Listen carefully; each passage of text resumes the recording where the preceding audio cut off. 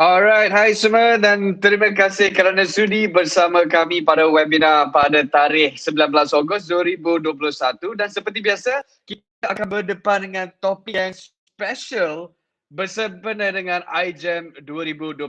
Alright, so before we move forward, izinkan saya memperkenalkan diri saya sendiri. Saya Brandon sebagai moderator untuk hari ini, alright. Okey, kembali kepada iGEM, izinkan saya memberi info sedikit tentang iGEM 2021. iGEM merupakan International Green Tech and Eco Products Exhibition and Conference Malaysia dan adalah perdagangan terbesar di Asia Tenggara yang memberi fokus kepada teknologi hijau dan solusi ramah lingkungan. Ramah lingkungan. So what's ramah lingkungan? Kan solusi ramah lingkungan. Basically it's eco-friendly. So memang menarik topik kita pada hari ini dan sebelum kita mulakan dengan membawa panelis kita untuk sesi ini, saya ucapkan tahniah kepada pemenang-pemenang cabutan bertuah pada sesi yang lepas. So guys, pada sesi ini juga seperti biasa, alright, kita juga akan adakan cabutan bertuah as well. So don't miss out on that, okay? So ada yang belum DM, so siapa yang sudah pun DM telah dapat hadiah cabutan bertuah tersebut. Because if you haven't DM, you need to DM us, okay? So that we know and we can give you your prize. Cool? Awesome. So apa kata korang share dengan family and friends Facebook Live Persatuan Wira Air Forum AISPAN, and from here bolehlah korang mendapatkan info-info terkini and also get hold of some useful knowledge yang akan dikongsikan oleh panelis kita pada hari ini, okay? Alright, so jom kita mulakan topik kita iaitu pengurusan sisa kumbahan, efisiensi pengurusan dan impak teknologi hijau. Ramai tidak tahu, especially when it comes to pengurusan sisa kumbahan kan, dan sudah tentu kita akan membawakan kepada anda peranan Indah Water Consortium IWK yang mengendalikan dan menyelenggarakan lebih daripada loji rawatan kumbahan STP dan stesen rangkaian PAM di kawasan operasi di seluruh negara demi memelihara alam sekitar. Alright, dan juga kita ada wakil daripada pihak Teras sebagai pakar pemantauan alam sekitar. Oleh itu, saya ingin menjemput tamu panelis kita pada hari ini iaitu Encik Zulkifli bin Said, Pengarah Urusan Teras Berkat Sendirian Berhad, dan juga Puan Lim Pek Boon, Manager in Green Tech Unit dari Indah Water Consortium. So, hi Encik Zul and Puan Lim, thank you so much for being here. Hi, thank you Brandon. Hi Brandon. Good evening. Terima kasih. Jangan malu-malu Yeah, so you can talk, it's free and easy right now. So how are you guys doing before kita move forward kepada soalan nombor 1? How are you guys during the MCO dan sebagainya? Encik Zul, we start with you. Ya, bagus Brandon. Walaupun MCO kerja perlu diteruskan, so kerja daripada rumah, banyak benda juga boleh dibuat melalui dalam talian lah. Jadi so far so good lah, alhamdulillah. Yeah, all good here too. Okay, working during MCO. Yeah. Okay, Ms. Lim, you prefer working from home or you prefer going to your office? Oh, take a good guess. I think it's at home kan. Yeah. So ada yang dalam kalangan kita, we just enjoy being at home, and some of us like me, saya tak boleh kerja dari rumah, I need to go to the office. And of course, with that being said also as well, work is work. And coming back to the topic for today, of course, focus kita is teknologi hijau. So we're going to start this webinar session with you first, Encik Zul. So Encik Zul, boleh share your view and peranan sistem pembentungan dalam pemeliharaan alam sekitar? Ya, terima kasih Brandon. Mula-mula saya rasa saya nak share satu gambar dengan semua penonton, tuan-tuan dan puan-puan. Gambar sisa kumbahan basically. Boleh nampak saya punya gambar?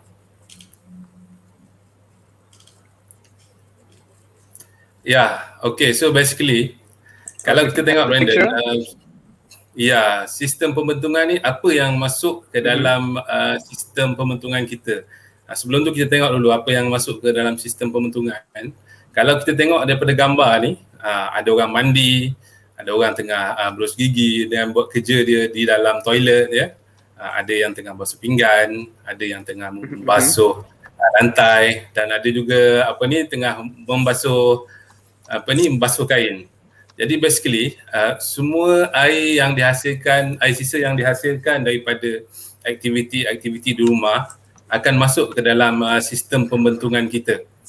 Selain daripada rumah juga, kalau kita untuk kawasan komersial macam rumah kedai, even kilang kalau daripada dia punya toilet pun akan masuk ke dalam sistem kumbahan awam lah.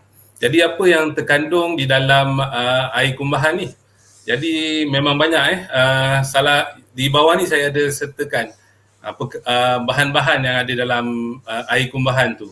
Ada sampah, ada grit ni macam pasir halus, dia macam mungkin kulit telur mungkin gelas-gelas kaca yang pecah, ada bahan organik dan juga air. Jadi kalau kita bayangkan gambar yang seterusnya ni, bahan-bahan kumbahan tersebut, air kumbahan tersebut tidak disalurkan ke sistem pembentungan. Jadi kalau kita boleh tengok gambar yang kita nampak ni, inilah yang akan berlaku kalau kita nampak ini sepanjang sungai ni banyak sampah, and then air dia ni warna kelabu kehitaman, dan saya rasa memang akan mengeluarkan bau lah air macam ni. Jadi dalam bahan kumbahan tu juga ada mikroorganisma, especially yang mendatangkan penyakit, patogen.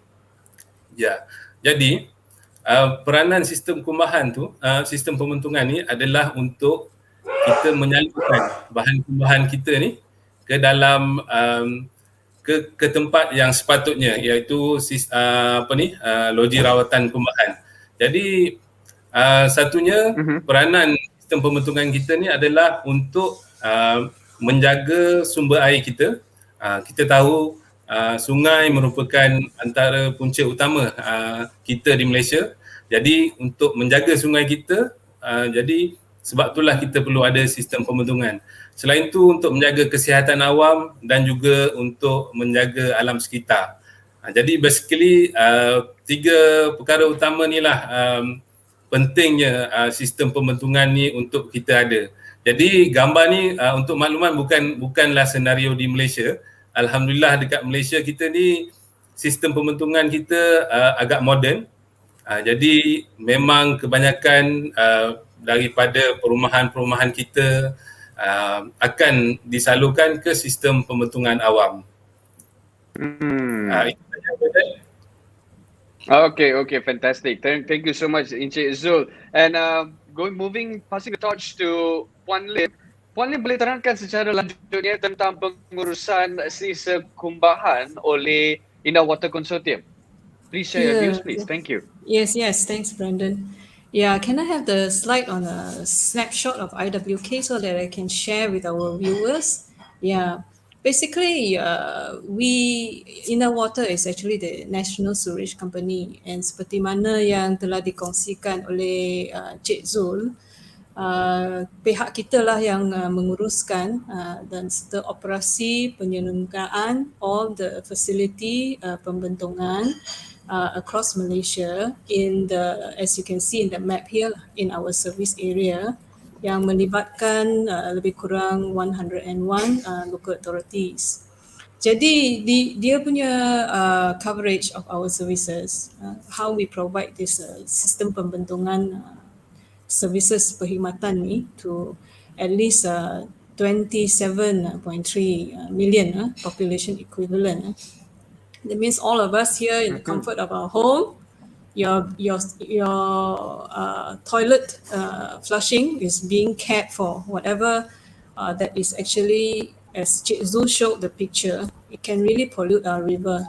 But that's where we come in to provide the treatment services necessary to ensure the people that we serve here, this 27 million, and across, as well as those who are not connected to us, they actually have what we call individual septic tanks.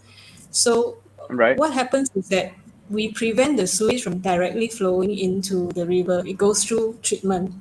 So we operate and maintain from the stats here, you can see in the snapshot, close to more than 7,000 sewage treatment plants. These are all loji pembentungan. And then It's all connected. We collect the sewage, the connected services. It goes through pipelines almost 20,000 kilometer. And then it involves, of course, network pump stations, because from your house all the way to the lodge, there are some areas that will need pumping to push and collect the dirty water that comes out from your bathrooms and your toilets. Make sure it doesn't pollute the environment. So, we are here to provide this sanitation service. That picture that Zul showed is actually very important. We actually protect and clean the river and keep our water safe, Okay. so that we have good water resources. But you see, it's not just a logi pembetongan. It's not just the infrastructure that we operate and maintain. We provide holistic services. So we make sure Okay. that this logi, they meet DOE requirements in terms of the limit of treatment before all these pollutants, to make sure the pollutants doesn't get into the river. There's a treatment process that is involved. Okay, and we have laboratories that actually test this effluent, the final effluent that goes out from the lodge, make sure that it meets the DOE requirement. So samples are taken from that 7,000 plants. Samples are taken and tested to make sure that it is within limit. So it's not just operating lodge. A lot of things goes with it. We also provide technical training so that our staff are all well trained and well equipped with skill and knowledge to carry out. And to that extent, we even train people from other countries, in Southeast Asian nation that wants to learn about sewage services. So that's how modern and how progressive your national sewage company, Malaysia's national sewage company is in the services that we provide. It's not just a plant there and then collecting the sewage. We make sure technology is well operated. We have services like technical consultancy services as well. So it's a whole package deal.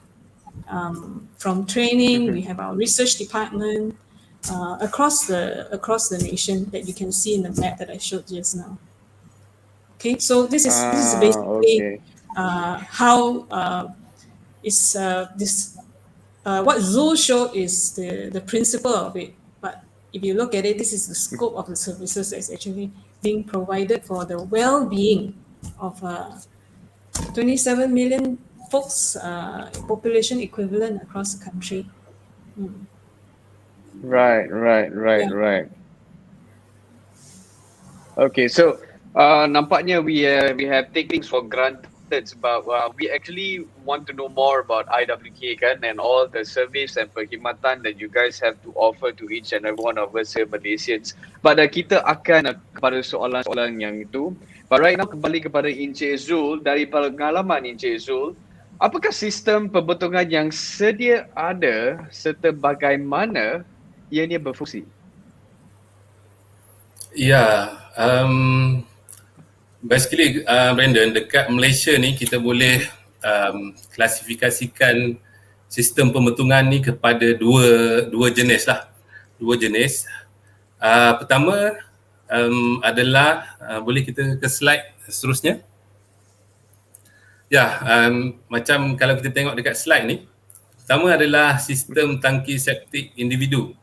Yang mana sistem tangki septik individu ni kebiasaannya kumbahan daripada rumah tu, bila kita flush toilet, kita basuh pinggan, cuci kain, dia akan pergi ke tangki septik di kawasan perumahan kita tu, di dalam compound kita. Maknanya kumbahan tu disimpan dalam tangki septik tu. Dia juga ada sistem rawatan dalam tangki tu, cumanya rawatannya tak sebagus rawatan untuk sistem yang kedua ni, iaitu sistem pembetongan bersambung. Jadi sistem yang kedua, sistem pembetongan bersambung, kebiasaannya dia akan melalui sewer line. Selepas kita flush toilet tu, dia akan travel melalui pipe pembetongan bawah tanah dan eventually dia akan sampai ke loji rawatan kumbahan. Macam yang saya tunjuk gambar ni, ini adalah gambar pantai 2 lah.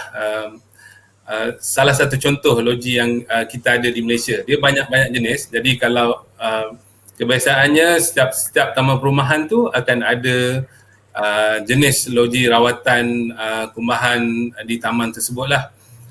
Macam tangki septik individu ni, kalau di kawasan Felda ada juga, kebiasaannya kita panggil palung lah, dia macam culvert yang bulat tu.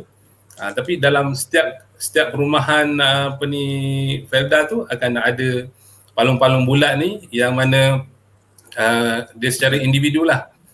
Jadi untuk tangki septik individu ni kita perlu perlu nyah enap cemar setiap 2 tahun lah.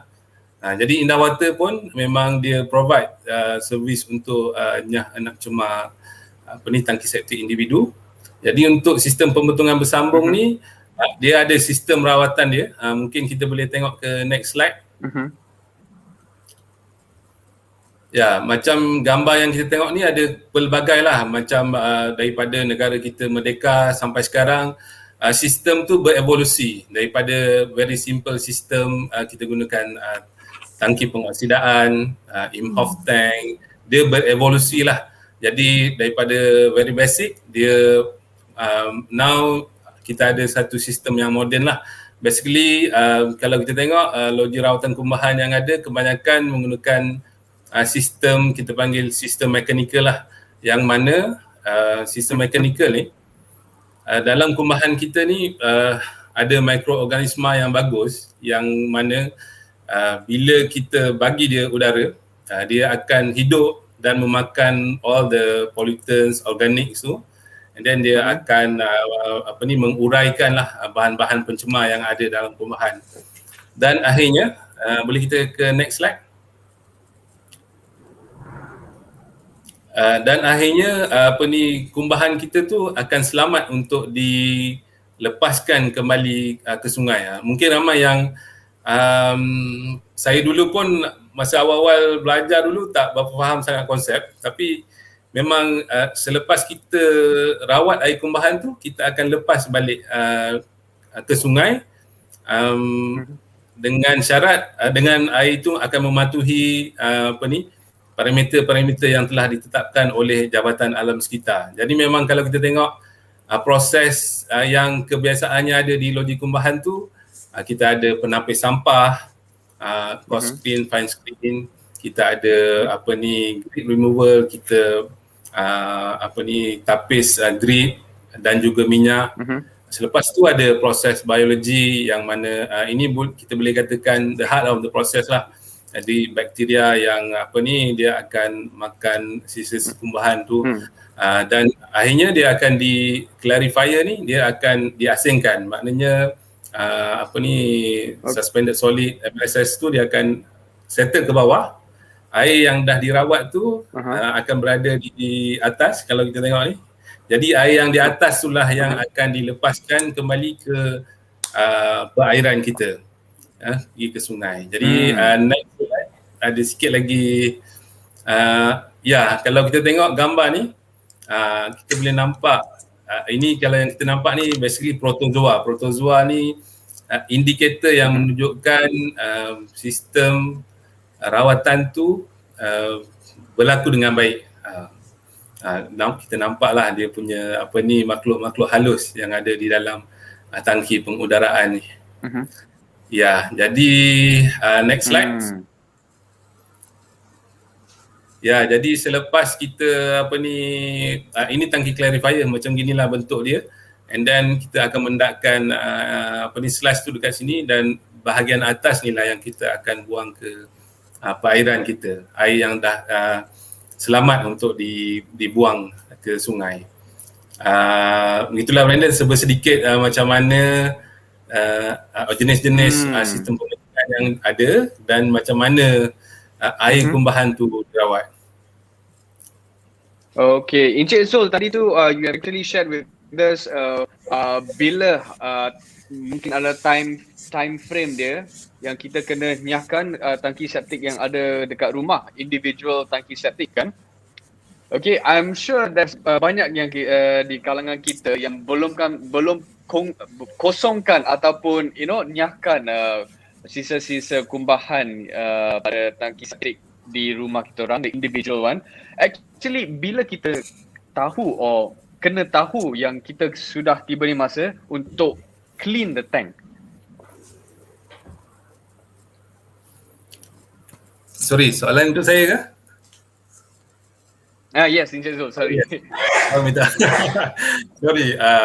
So basically memang pihak Suruhanjaya Perkhidmatan Air Negara telah menetapkan setiap 2 tahun sekali. Tapi memang tangki tu kita boleh pantau actually.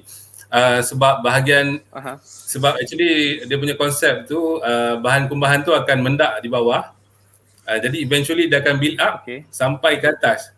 Jadi mungkin ramai yang gunakan tangki septik tu, maknanya nanti bukan lagi air yang bersih yang keluar daripada tangki septik tu. Jadi tapi enap cemar yang keluar. Jadi memang mungkin kalau kita nak periksa, mungkin rumah kita tu ramai orang duduk, kita buka manhole dekat belakang tu, kalau kita nampak enap cemar tu dia dah macam dah mengeras, walaupun belum lagi 2 tahun. Jadi mungkin masa itulah kita perlu buat disludging. Yang kedua adalah kita boleh tengok air yang keluar daripada tangki septik tu, kalau kita nampak dia jernih lagi, petanda dia masih okey lah yang keluar. Tapi kalau kita nampak dah kehitaman, banyak keladak, jadi saya rasa memang perlu dibuat enap cemar lah masa dia dah sampai lah tu.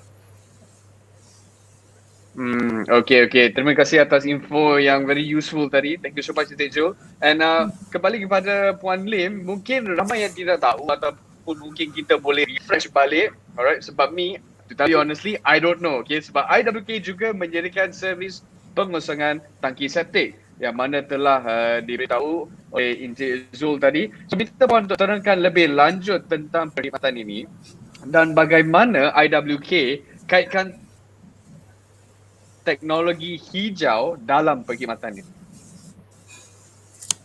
Okey, sebenarnya seperti mana yang diterangkan oleh Cik Zul tadi, ada 2 kategori sistem pembentungan. Ada yang bersambung dan ada yang tangki septik individu.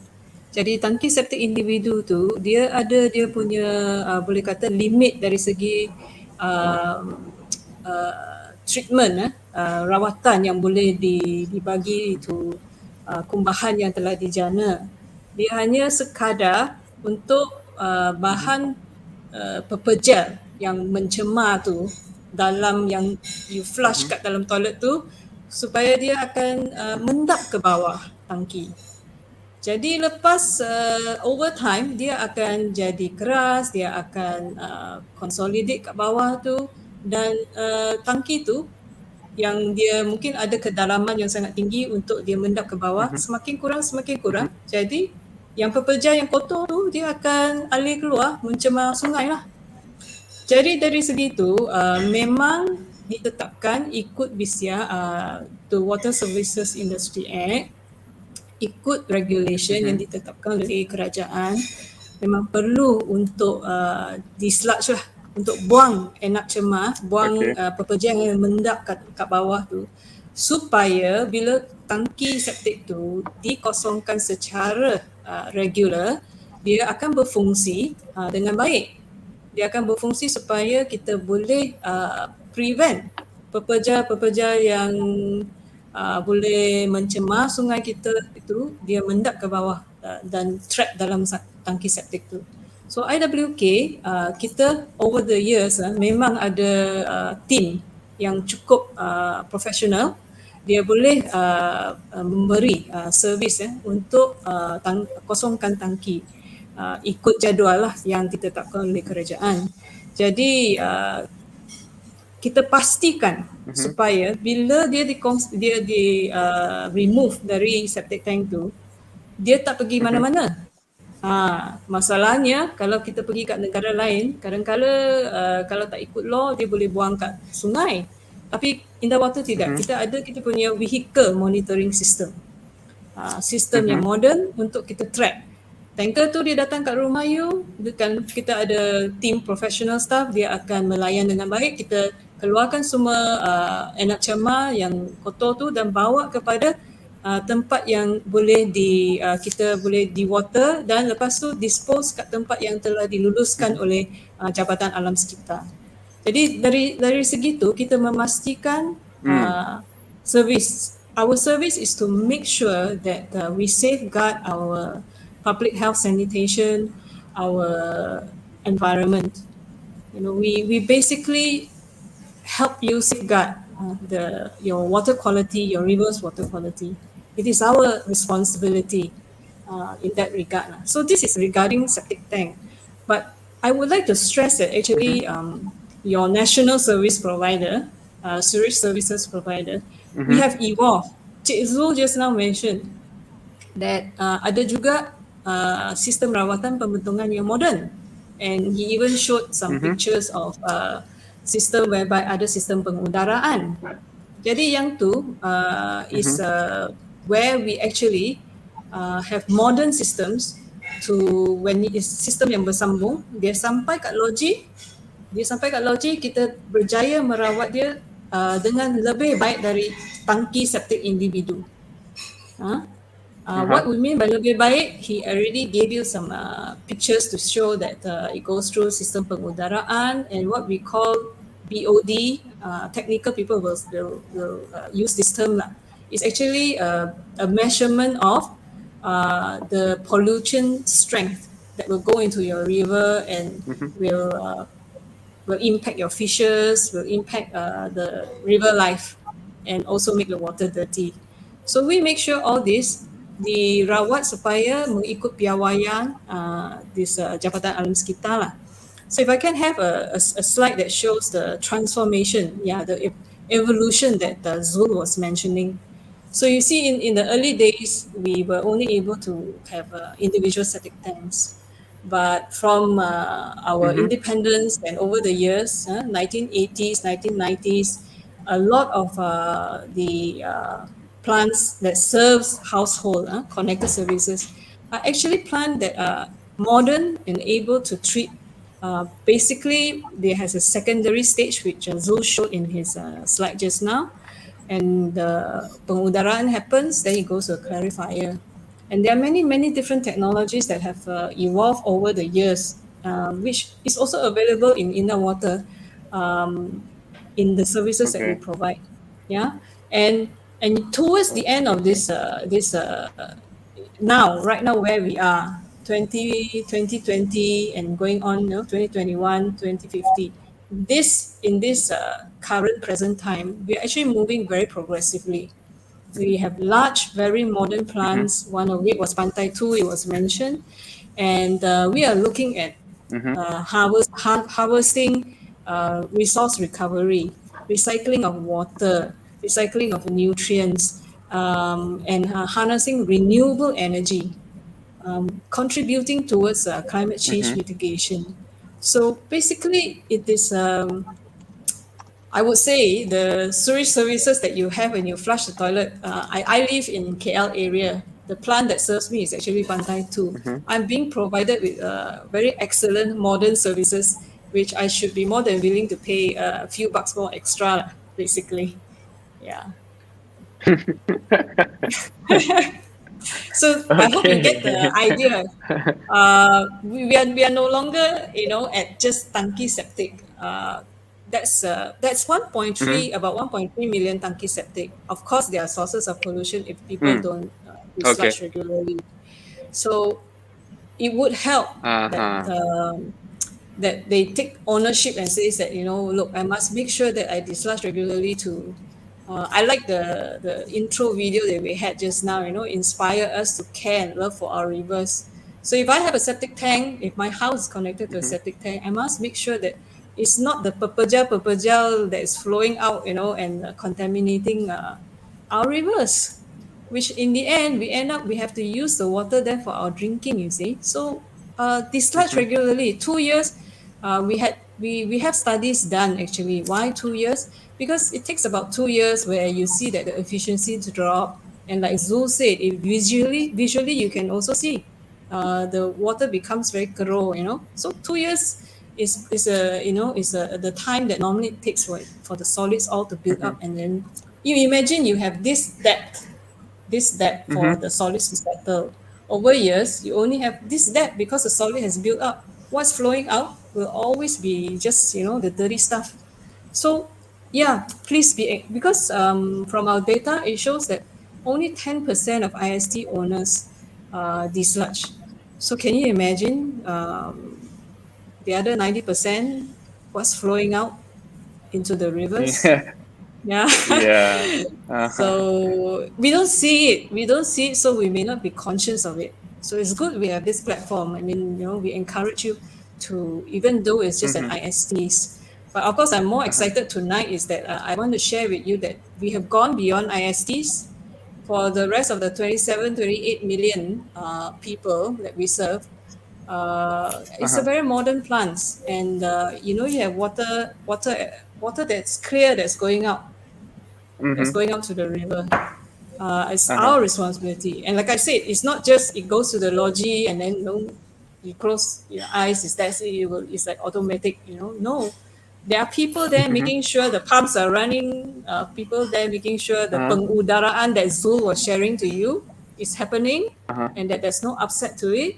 There are people there making sure the clarifier that he showed just now, that the mikrob yang bagus yang telah menguraikan bahan yang kotor tu, dia dapat to separate out from the water, and clear water like this flows out into your river, our rivers, to give us a good environment to live in. So a lot of those plants, and now we have even more generation after generations, as we evolve, you now have plants that actually can harness and recycle the nutrients, like I mentioned, potential for renewable energy, and which I will explain a bit more. I think in the conversation that we're having, In a while I'll time, definitely yeah. go. Yes, yeah.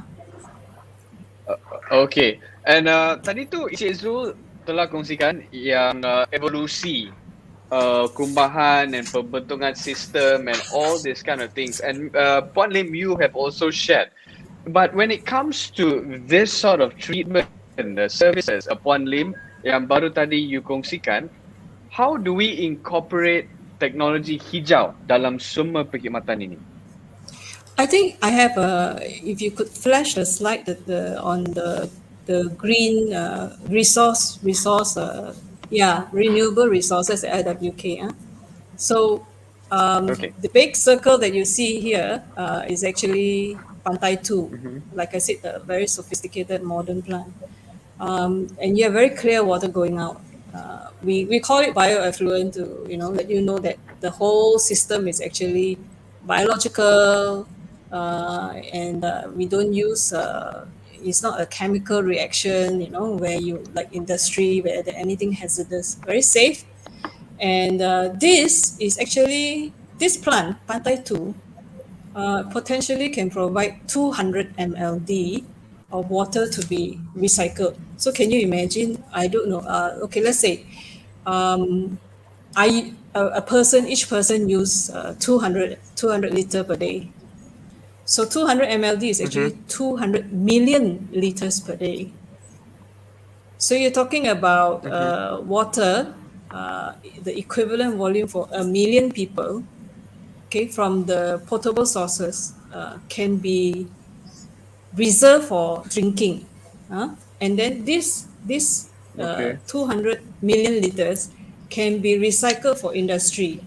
So you are reducing the stress on potable water. The potable water that comes to our houses, reserve it for drinking purposes.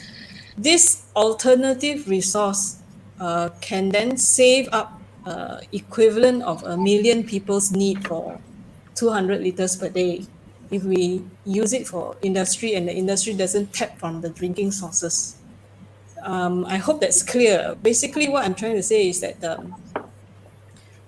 we are using drinking water sources for industry, pipe water that comes from the water operators.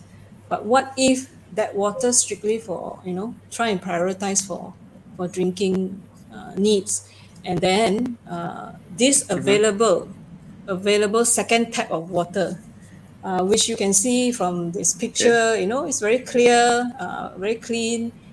It just needs what we call a water reclamation plant and then produce reclaimed water, as you can see here, and it's labeled non-potable water. So there's no concern about it going back into drinking water, but it goes for industry use. What that does is that it will elevate the pressure and the burden, you know, so we won't have water shortages because industry is now you know, being provided for water, this water, and then the water coming from the tap goes to us for drinking. So it's a good scenario lah, in a sense, you know, you reduce and relieve the burden on the drinking water sources. Let it be prioritized for our drinking. So we don't abuse our precious water. Precious water for drinking are being used for drinking, and then lodging in the water, there is a potential. You know, we want to expand this. This 200 MLD that is equivalent to water needed by 1 million people.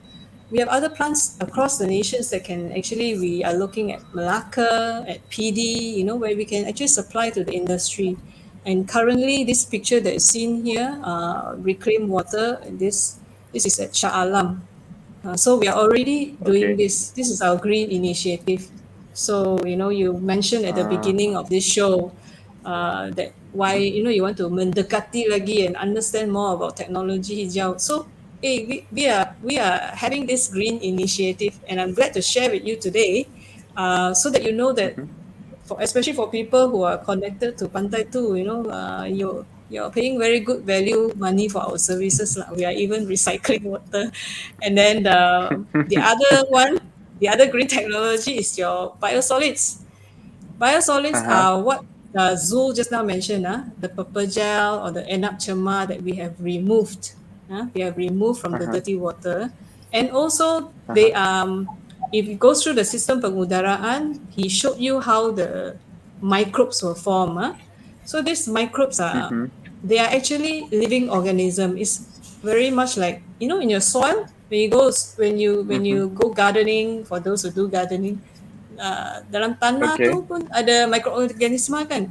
Jadi ini benda yang sama, makhluk-makhluk halus ni bila dia berkumpul bersama, lepas dia dah buat kerja untuk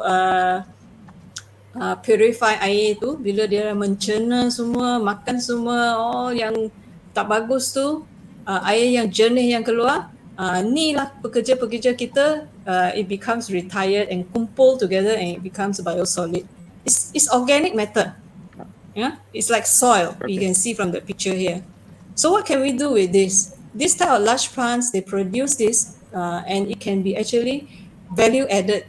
You can use it as a perapi tanah, soil conditioner. You can actually, there are biotechnology available to bioconvert it, to value added products. What are some of them? I'll share with you today. You can use vermicomposting, earthworms, to convert it into what we call, well, if you use a crude word, it's actually worm poo. This method goes through the gut of the earthworm and it comes out to be vermicast. That is actually a very good fertilizer. Or we have more recently, technology to use a black soldier fly larvae. Yeah, you think about it, larvae is also like cacing. So it also, able to eat this biosolid, goes through it, and then it grows. The larvae grows. So why is it growing? Because it's actually an organic material. Dia bertambah berat, dia grow. Lepas tu kita boleh harvest dia sebagai protein meal. Masa they grow also, you have like a worm, it goes through the gut of this larvae and produces what we call poo, and that is also what we call for this is frass. Technical term for it is frass. It's also very good fertilizer.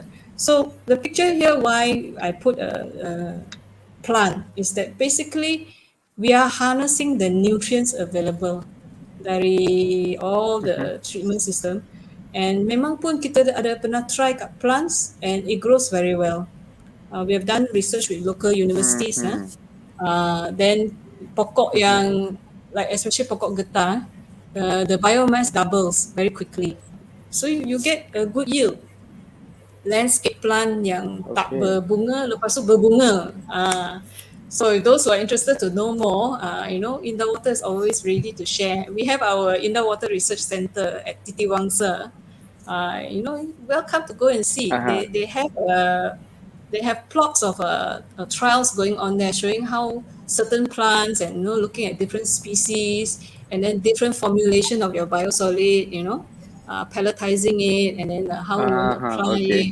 Yeah, so it is the green Right. initiative is thriving, and it's happening. If you want to get in on the happening, you're welcome to come and see. So you see, you have water, you have nutrients that are Okay. available to recycle. Mhm. Now the third one I want to talk about is your renewable energy. So renewable energy, you'll be Right. wondering, ada ke logi ni dia guna tenaga untuk pengudaraan, untuk buat ni rawatan kumbahan? Mana datang dia punya renewable energy? Ada. We have plants, that actually able to, we go through this process. We have plants with anaerobic digestion unit. This is where tadi biosolid tu, they have energy value. Okay, so it goes through this process, anaerobic digestion, dia dapat menjana what we call biogas. You nampak this one like got the burning like that. Biogas is actually 60% methane. 60% methane, when we go through biogas engine, it can generate electricity for the plant. Memang pun ini ada. This pantai plant, there is this, you see here, this tanks here, these are your anaerobic digester. This is a gas holder. It is actually capturing the gas. There's a gas engine, converts to electricity for the plant use. Then we also have solar PV. Solar PV, we have a program that actually looks at installing at many sites over 3 years. In the coming year alone, there will be 50 sites. You're looking about 11 megawatt installation, and progressively it will increase. So we want to generate renewable energy.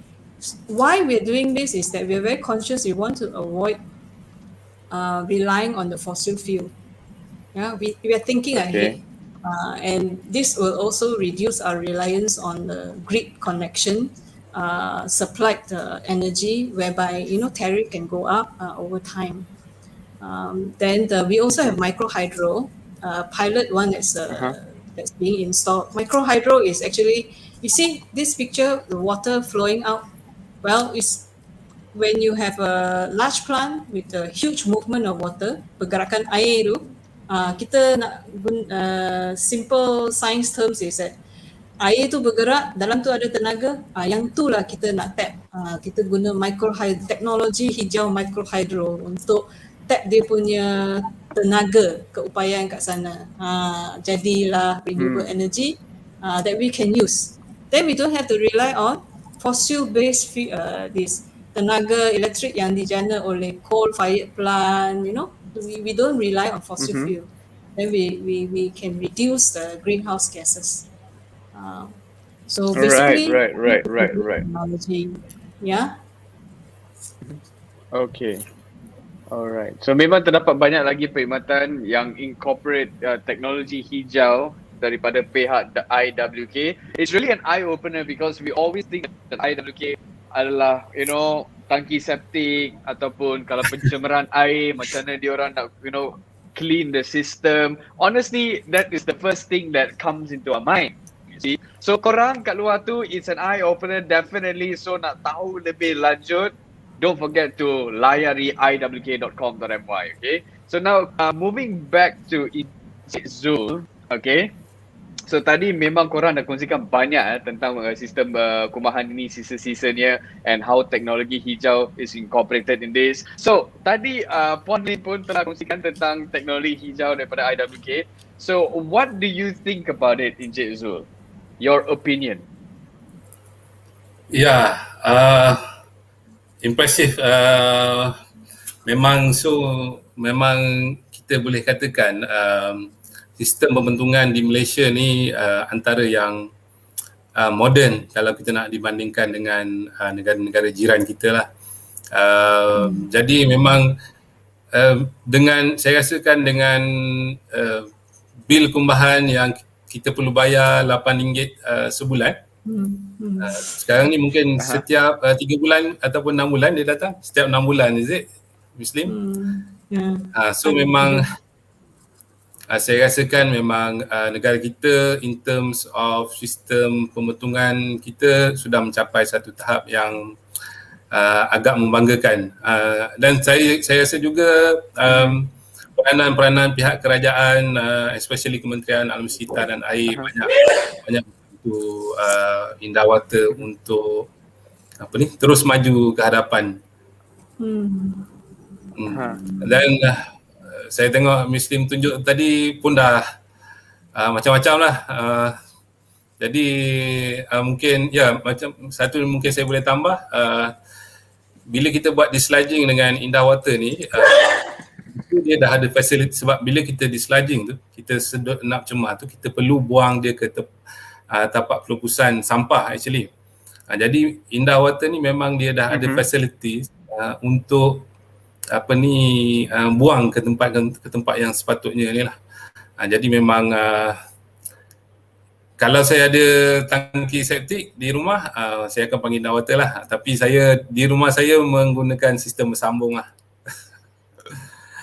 Mungkin tu je komen saya. So macam mana nak tahu kalau rumah kita gunakan sistem bersambung ke ataupun kita ada tangki septik dekat rumah ke? Macam mana kita nak tahu kalau apa di antara dua ni? Sebab I always assume that we have septic tanks at home. Mungkin kita boleh tengok balik gambar yang saya share tu, slide nombor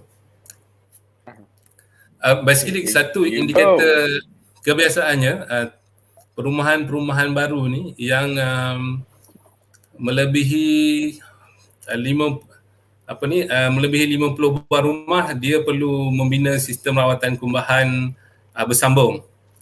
Jadi kalau kita tengok di kaumpan rumah kita tu ada tangki yang tangki yang besar. Mungkin kita tengok slide nombor 3. Sorry. Slide nombor 3. Okay. Okay. So Brandon, kalau tengok sistem tangki septik individu ni, kalau perasan dekat belakang rumah ni ada macam satu tangki petak panjang kan? Yes. Dan ada nampak pekerja Indahwata sedut. Jadi ini adalah actually tangki septik. Jadi kalau dekat kawasan perumahan kita ni ada tangki yang besar macam ini, jadi maknanya kita punya rumah tu pakai tangki septik. Tapi kalau di belakang rumah kita tu ada satu penutup 4 segi yang 4x6, and then dekat belakang rumah kita lagi ada jalan yang ada penutup manhole yang macam kita tengok yang di gambar yang belah kanan ni. Itu menunjukkan perumahan kita tu menggunakan sistem bersambung ke loji berpusat. Okay. Contoh kalau Brandon buat rumah banglo Brandon tu mungkin jauh daripada sistem pipe pembentungan awam. Kebiasaannya memang dia akan bina pakai tangki septik lah rumah banglo tu. Tapi kalau sesuatu pembangunan tu, rumah banglo tu berdekatan dengan pipe pembentungan awam, jadi memang syarat pihak Indahwata dia akan minta perumahan tu sambung ke pipe pembentungan awam. Right. Okay. That's a good info. Thank you so much, Daisy, for sharing with us. But I really tahu kan whether my house is ada tangki septik ke ataupun we use one main septic tank with the whole neighborhood atau persambungan pipe. I'm not too sure, but now I know. I think I have a septic tank at home. Thank you so much, Daisy. And going back to Puan Lim, so we telah pun dengar cerita daripada IWK and all the services and perkhidmatan, right? So sekarang kita nak dengar pada belah consumer pula. So apakah masalah consumer yang sekarang ni dihadapi oleh IWK? I think besides maybe not paying your bills. Okay, I won't start there then. I think the ones that actually major concern in terms of water quality, our safeguarding our rivers. I think you see in the news the illegal discharge, illegal dumping by factories, and when they involve all kinds of chemicals, it's actually a major headache to us because what Zul showed you, and also I've tried to explain. I'm very glad he actually showed the makhluk seni that actually does the cleaning work. They're actually biological. They are living organism, So if you give them some chemicals, they will get a shock and they will die. And the color that you saw, brown color just now, I say is a near to tanah, which shows it's good and healthy. It can become black, which what we call technical terms is septic. Meaning the living organism, all the pekerja-pekerja makhluk halus that's actually cleaning the pollution for us, got killed.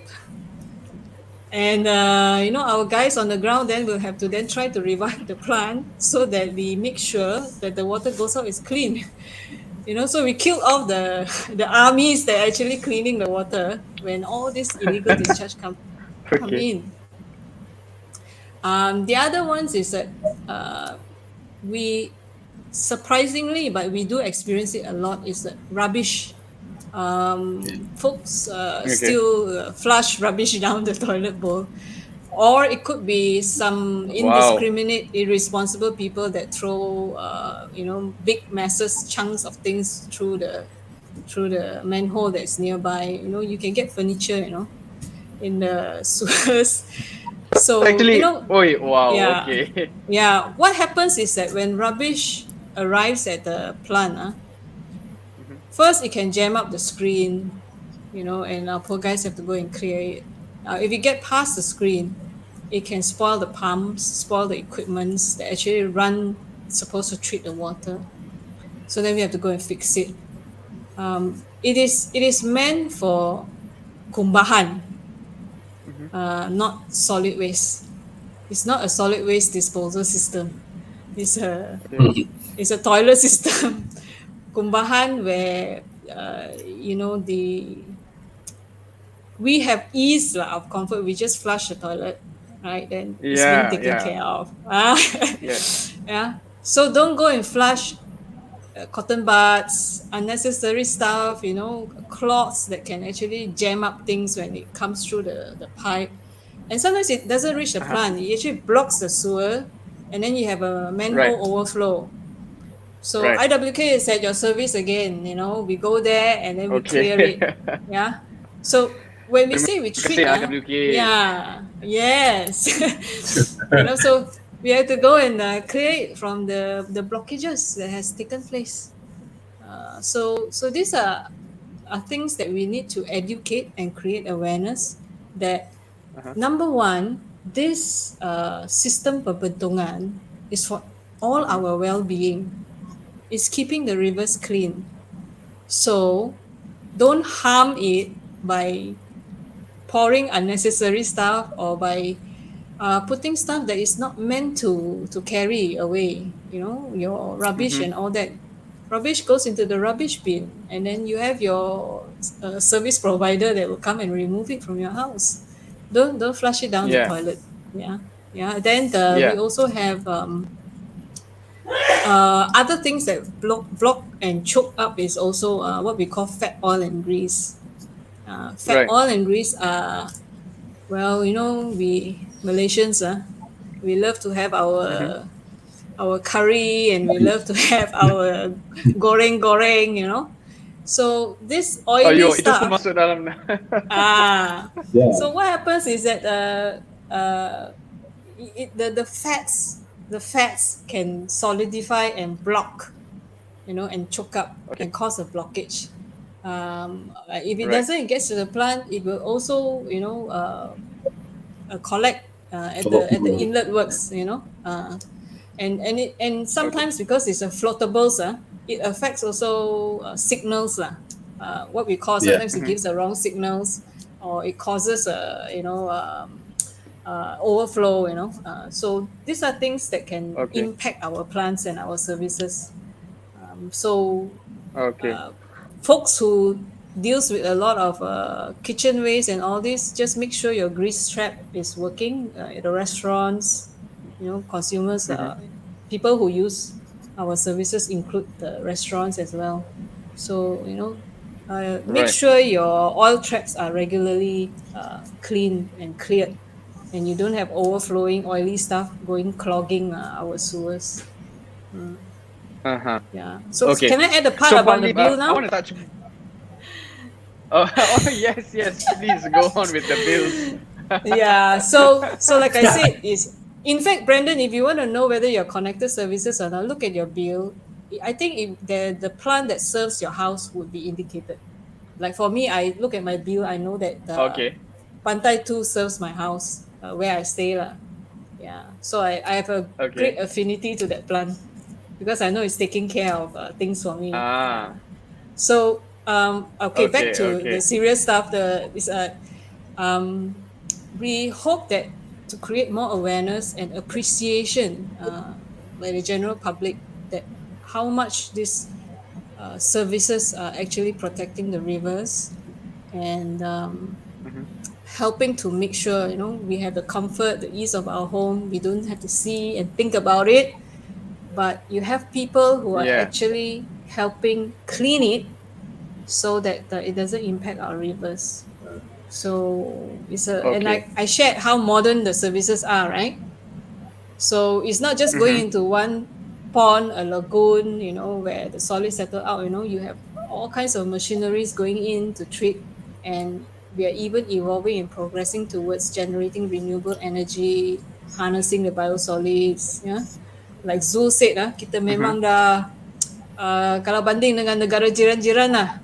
So willingness to pay lah, pay for this Right. facilities that kerajaan telah menyediakan untuk keselesaan, untuk kelestarian alam sekitar yang kita dapat menikmati sebagai fellow Malaysian. I hope people Right. Right. will be eager to pay on time and also like Zul RM8 sebulan divide by Yeah. 30 hari 27 sen sehari. Not much lah for the picture I Yeah. showed you just now, Pantai 2. Yeah. Okay. Yeah. Definitely. Okay, Yeah. Encik Zul and Puan Lim, thank you so much kepada dua panelis kita pada hari ini. And unfortunately, I would like to go to our questions right now. Fortunately enough, we have lots of questions by our viewers and by our audience also as well. So, jom kita lihat antara soalan-soalan dia. And this is actually coming from Arisha Nashwa. Alright, very brief question. I think this is for you, Puan Lim. First and foremost, briefly, bagaimana nak dapatkan servis IWK?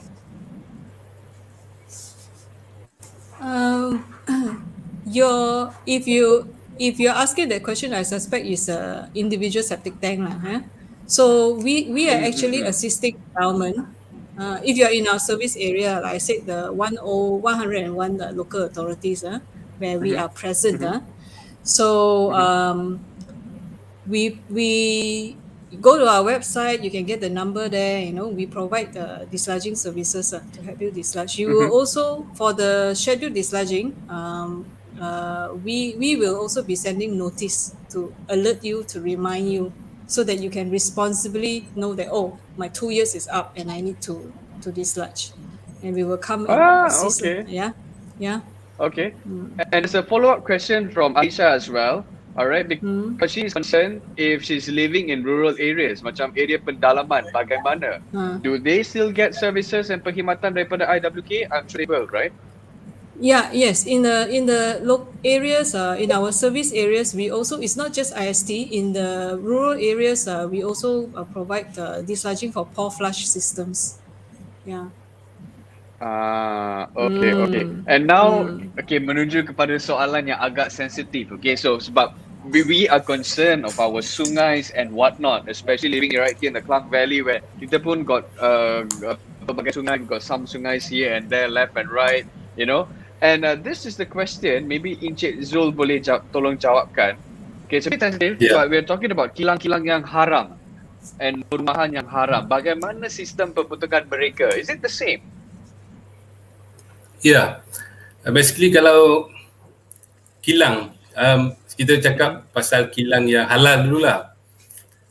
Okay. Kilang yang halal ni pun berlaku pencemaran daripada sisa industri, daripada kilang ni, sebab sepatutnya daripada kilang ni hanya daripada toilet je yang akan pergi ke sistem pembentungan. Cumanya kadang-kadang kilang ni ada sistem pemprosesan dia untuk jalan yang mudah, dia terus salurkan ke lurang saluran pembentung tu, dan dia akan masuk ke saluran pembentungan awam. Jadi itu akan menyebabkan pencemaran yang akhirnya dekat loji kumbahan tu akan mengganggu proses rawatan lah. Untuk kilang-kilang haram, saya pun tak berapa pasti, Muslim biasanya tak ada kan dia punya sistem pembentungan. Ya. Dia orang yang menjadi masalah. Yang bukan-bukan dia akan tuang dalam manhole. Right. So it's like macam 2 bulan atau 3 bulan yang lalu yang there was a bad pencemaran in the Klang Valley where the authorities pun went on hard to them, fine them, hunt them down sebab dia orang tuang chemical dalam sungai kan. Ada yang direct kat sungai, ada yang air pun ada yang ambil kesempatan masuk manhole. Manhole, ya. Wow, okay. Terus orang masuk manhole lah. Wow. Okay. So if let's say kalau terjadi kejadian macam ni, the same question is coming from Zila Aziz. Adakah mereka boleh mendapatkan servis daripada IWK?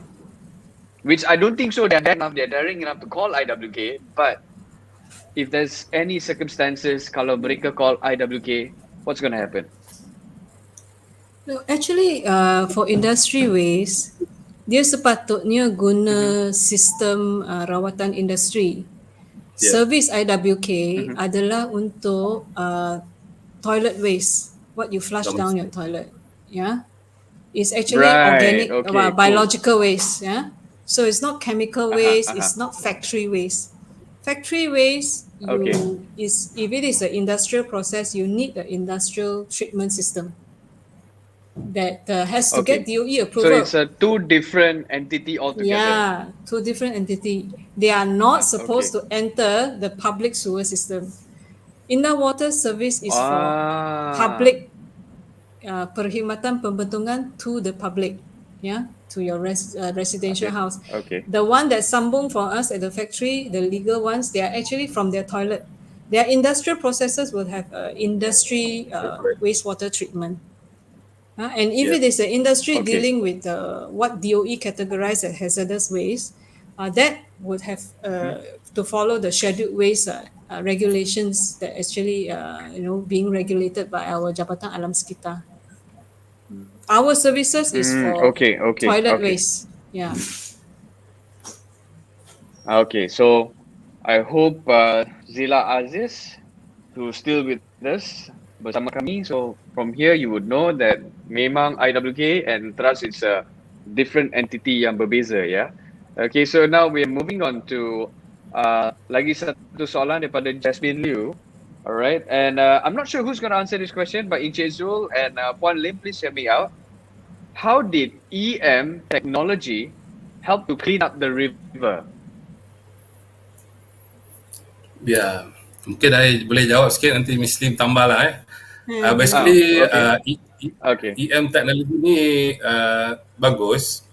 Cumanya saya rasa apa yang lebih penting adalah untuk kita mengawal punca pencemaran tu.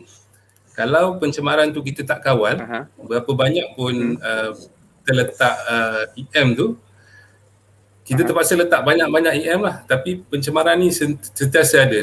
Jadi dia bagus. Pada masa yang sama kita kena juga jaga control at source, the source of pollution tu. Itu poin saya lah. Mungkin Muslim boleh tambah lagi. Actually kalau at the source of pollution, dia memang dah ada dia punya sistem rawatan. It should we make sure that dia rawat ikut piawaian Jabatan Alam Sekitar, baru dia lepas ke sungai. Supaya sungai tidak dicemari dan perlu taruh EM kat sungai lah. Itu prinsipal yang pertama. So dari segi pemahaman yang EM tu, dia memang boleh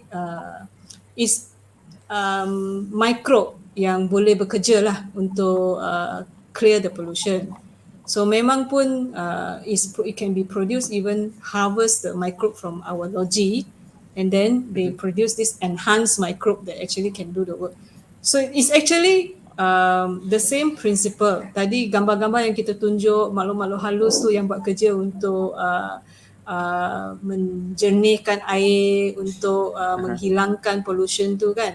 So that makhluk-makhluk halus, actually they are what we call microbes that you can actually use biotechnology, produce some more of it, and then go and put in the river and then clean the river.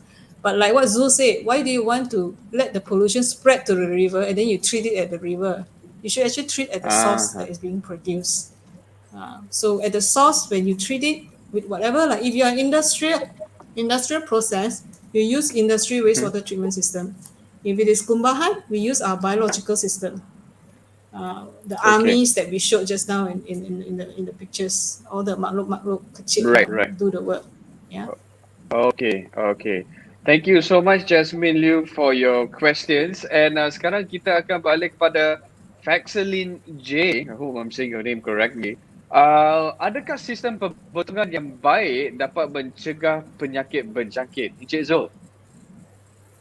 Ya, semestinya sebab dekat loji rawatan kumbahan tu patogen yang ada yang menyebabkan penyakit tu akan diasingkan dengan air yang dirawat lah. Jadi memang patogen yang ada yang boleh menyebabkan penyakit tu telah diasingkan di loji rawatan kumbahan itu. Contoh kalau selepas tu air tu digunakan, kalau kita nak mandi ke selepas loji rawatan kumbahan tu, memang telah diasingkan patogen yang ada dalam kumbahan. Okay, so air ini akan diasingkan ke ataupun akan filterkan sebelum ia dilepaskan di dalam sungai, or is it like a different one altogether already? Ya, dia akan diasingkan bersama gumpalan-gumpalan sludge enap cemar yang termendak ke bawah, air yang dirawat di bahagian atas. Jadi all the enap cemar tu akan dibuang, eventually akan dibuang ke tapak pelupusan sampah. Right. Okay.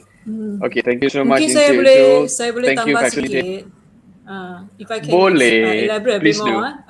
Air yang dilepas kepada sungai, sekiranya mahu kita semula untuk guna, kita ada teknologi untuk disinfeksi, untuk nyakuman dan juga untuk macam reverse osmosis supaya dia ada apa yang kita kata tertiary treatment supaya air itu lagi jernih dan lagi purified kepada tahap yang boleh diminum. Memang teknologi ada, ya. Tetapi setakat bila kita nak lepas kepada sungai, asalkan dia punya apa yang kita kata BOD, dia punya organic pollution load tak tinggi dan tak akan menyebabkan hidupan-hidupan di sungai itu terjejas, air quality tak terjejas, air lah tu yang kita lepas kepada sungai lah. Ya. Okay. Thank you so much, Puan Lim. So, Faxalin J, those were the questions. And sekarang ni kita nak beralih lagi kepada before we go to Shahriah, ini daripada Azlin Zairul, ya. Maybe this one is for you, Puan Lim. How much does it cost to clear the tank? Septic tank? Septic tank, if it's a typical size one, it depends on the size, but I think the one below 2.5 cubic meter ones is 160 for one trip. Okay. Now, don't think it's expensive. You take the 160, you divide by 2 years. 2 years. Yeah, you divide by 365 days. So you divide by 730 days. Each day you're only paying 21 cents. Okay? Okay. Hmm. So literally we need to save our money from now, guys. You Okay. put Alright, so you put that 20 was, cents every day into a tabung. Then after that you have 160 ringgit. It's 2 years. You know you can do your dislodging. Yeah, why not? Why not? I'm Why just not, kidding. right? Why not? It's only that much amount of money. Okay, thank you so much, Azlin Zairul. Sekarang kita nak kepada Syahria. Apabila air tercemar, bagaimana ia disukat atau dinyah cemar semula supaya selamat digunakan? Anyone can answer this question. Saya jawab sikit dulu, nanti Bisli boleh tambah lah. So basically memang air kumbahan yang kita lepaskan daripada toilet kita tu memang tercemar. Sebab bila dia masuk ke loji rawatan kumbahan tu telah direka bentuk dengan dia dah tetapkan certain value of pencemar akan masuk ke dalam loji ni. Jadi proses-proses apa yang ada itu dan akhirnya target penghasilan air yang dirawat itu berapa. Jadi loji yang kita ada tu memang dah direka bentuk untuk merawat value macam kita dah ada common value untuk loji rawatan kumbahan kita ni. Jadi dia dah tahu berapa apa yang perlu dibuat dekat loji tu, berapa besar berapa lama pengudaraan, berapa besar saiz blower, berapa besar saiz tangki, dan untuk mencapai tahap yang telah ditetapkan oleh piawaian Jabatan Alam Sekitar, Environmental Quality Act.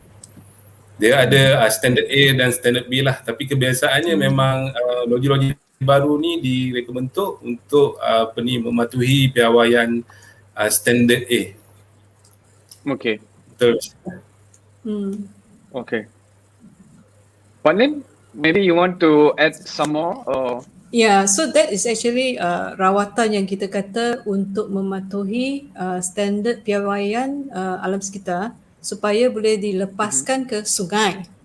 Tapi sekiranya kalau kita nak kitas semula, dia adalah piawaian yang berlainan lah, yang mungkin lebih stringent dan kita perlu guna teknologi yang kita kata tertiary lah untuk buat reclaim water. Jadi kita ada water reclamation plant.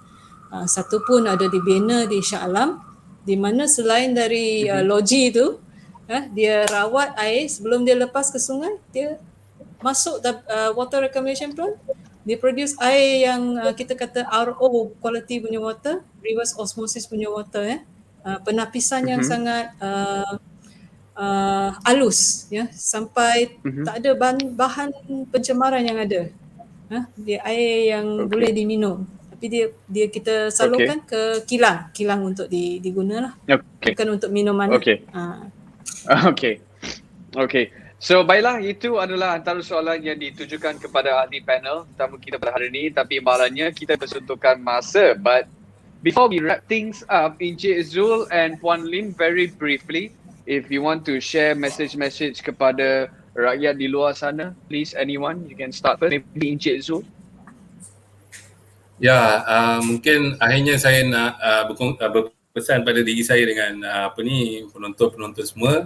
Satu, mungkin kita boleh bayar bil kumbahan kita, bil kumbahan Indawata. Kalau kita pakai tangki septik, kita nyah nak cemar setiap 2 tahun lah.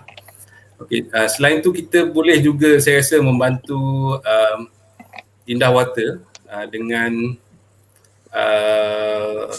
melaporkan kalau kita nampak ada sebarang pencemaran yang berlaku mungkin ke dalam ke dalam pipeline Indawata, ataupun kalau kita tengok sekarang ni pihak Kementerian Alam Sekitar dia ada inisiatif denai sungai kebangsaan. Memang kebiasaannya loji-loji kumbahan ni berada di tepi sungai. Jadi kalau kita melalui denai tu, kalau kita nampak loji kumbahan tu ada penceroboh, ada perkara-perkara yang luar biasa kan. Biasanya loji kumbahan ni akan menghasilkan air effluent yang sangat bersih kan. Tapi suddenly kita tengok lain macam dia punya pelepasan ke sungai tu. Jadi kita boleh sama-sama memantau logik pembahan tu. Kita boleh buat laporan ke pihak Indah Water lah. Macam dekat rumah saya ni memang ada satu logi tu memang saya sukalah pergi di tepi sungai, saya pergi jalan-jalan tengok tepi-tepi. Memang kalau ada yang lain macam, saya akan beritahu pihak Indah Water lah. Tapi so far alhamdulillah banyak lagi saya rasa, tapi saya rasa mungkin yang itu setakat ni. Thank you so much Encik Zul. Pan Lim? I nak ambil opportunity kat sini untuk ucapkan terima kasih kepada pekerja-pekerja Indah Water yang walaupun dalam masa pandemik ni masih menjaga logi, masih menjaga sistem pembentungan agar kita memang dapat menikmati keselesaan kita kat rumah dan alam sekitar dijaga. Tapi this guys on the ground, walaupun dalam keadaan COVID yang cases banyak tinggi ni, dia masih tiap hari pergi untuk memastikan kalau ada sampah-sampah yang tak sepatutnya sampai kat loji pun dia orang akan bersihkan, dan kalau ada peralatan yang rosak dia akan memantau supaya dia diperbaiki, supaya rawatan perkhidmatan rawatan kumbahan ni tidak terjejas dan kita punya kualiti air masih boleh dikatakan our water quality is protected. So I want to say thank you to all the guys on the ground, the men and women of Indah Water that are actually working alongside many contractors as well to ensure the logi is running as it should. Also the people in the lab who are testing and making sure that the water quality is met the water quality standard.